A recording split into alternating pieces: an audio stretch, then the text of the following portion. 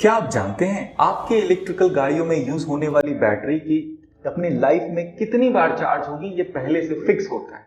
और कुछ जरूरी चीजों का ध्यान रख के आप अपनी गाड़ियों में यूज होने वाली बैटरी की लाइफ और परफॉर्मेंस दोनों को बढ़ा सकते हैं। जानेंगे इन्हीं चीजों को विस्तार से इस वीडियो में। नमस्कार दोस्तों, मेरा नाम है दिवाकर और आप देख रहे हैं दिवाकर रॉय यूट्यूब चैनल। जी हाँ दोस्तों, इलेक्ट्रिक गाड़ियों में यूज होने वाली बैटरी के चार्जिंग साइकिल को अगर हम अच्छे से समझ जाएं, चार्जिंग साइकिल का मतलब होता है कि एक बार बिल्कुल 0 से लेके 100% तक चार्ज होने के क्रम को एक साइकिल कहते हैं। और अब बैटरी अपनी पूरी लाइफ में कितनी बार इस साइकिल को टच करेगी ये पहले से फिक्स होता है। आज के जमाने में मार्केट में दो तरीके की बैटरी अवेलेबल है, या तो आपकी गाड़ी में लेड एसिड बैटरी होगी या तो लिथियम आयन बैटरी होगी।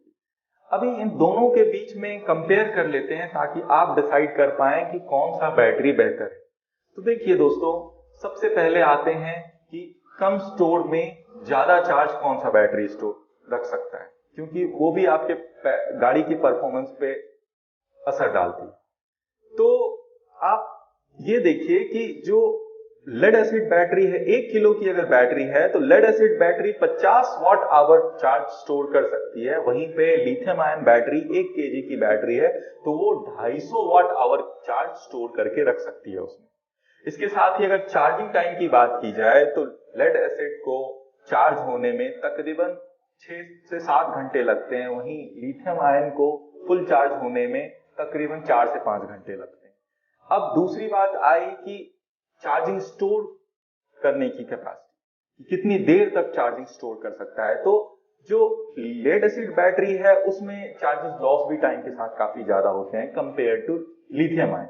इसके साथ ही इसमें अगर आपका बैटरी डाउन हो रहा है, मान लीजिए कि 20-30% ही चार्ज रह गया, तो करंट आउटपुट की कैपेसिटी जो लेड एसिड में है वो बहुत कम हो जाती है, जबकि लिथियम आयन जो है वो 20-30% पे भी आपको उसी अमाउंट में करंट सप्लाई कर रहा होता है। तो आपकी गाड़ी की स्पीड जो है चलती रहती है। डिसएडवांटेज की तो दोस्तों, डिसएडवांटेज बहुत ऑब्वियस है कि लिथियम आयन बैटरी महंगी होती है compare to lead acid battery के, बट लॉन्ग टर्म में वो आउटपुट आपको दे के जाती है। But still at a time जब आप गाड़ी लेने के लिए जा रहे होते हैं तो लिथियम आयन ऑब्वियसली आपको महंगी मिलती है।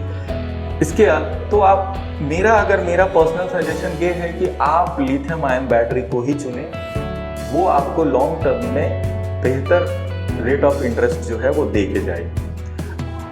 अब आते हैं बैटरी को किस तरीके से यूज किया जाए। तो दोस्तों, जैसा कि आपने ओपनिंग स्टेटमेंट में ही सुना कि इसकी जो चार्जिंग साइकिल वो फिक्स होती है, और कितनी होती है तो लगभग 2000 से 2500 साइकिल एक बैटरी का होता है। मतलब कि बिल्कुल 0 से लेके 100% तक उसको आप 2000 से 2500 बार चार्ज कर सकते हैं। वो उसके बाद वो धीरे धीरे कम होती जाती है। तो अब इस चार्जिंग साइकिल का बेहतर इस्तेमाल कैसे कर सकते हैं दोस्तों, तो ये चार्ट आपकी स्क्रीन पे आ रहा होगा। इस चार्ट को अगर आप बेहतर ढंग से समझ जाएं तो आप अपनी बैटरी की चार्जिंग साइकिल को बेहतर इस्तेमाल कर सकते हैं। अब इसमें है क्या कि अगर आप 0 to 80% तक चार्ज करते हैं अपने बैटरी को, तो आपकी साइकिल जो है उसका 60% ही यूज होता है चार्जिंग साइकिल का। तो आप देखिएगा कि आप एक तो 80% चार्ज करने में आपको कम टाइम लगता है, दूसरा 80% में भी आपको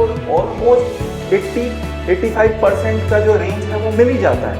तो एक तो आपका साइकिल बच गया, दूसरा कि आपका जो है वो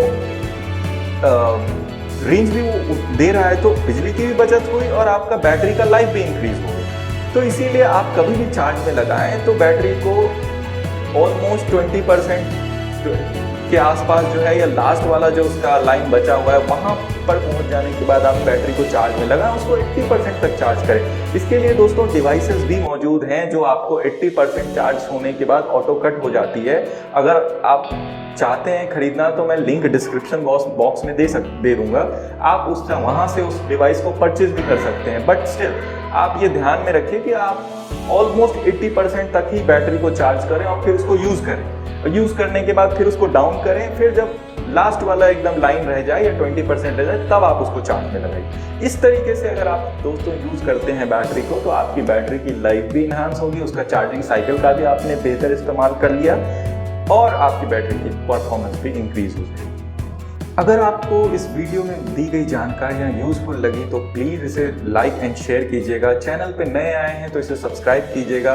अगर आपके कोई सुझाव या कोई सवाल हो तो कमेंट बॉक्स में लिखिए, मैं उसका आंसर करने की पूरी कोशिश करूँगा। Thank you.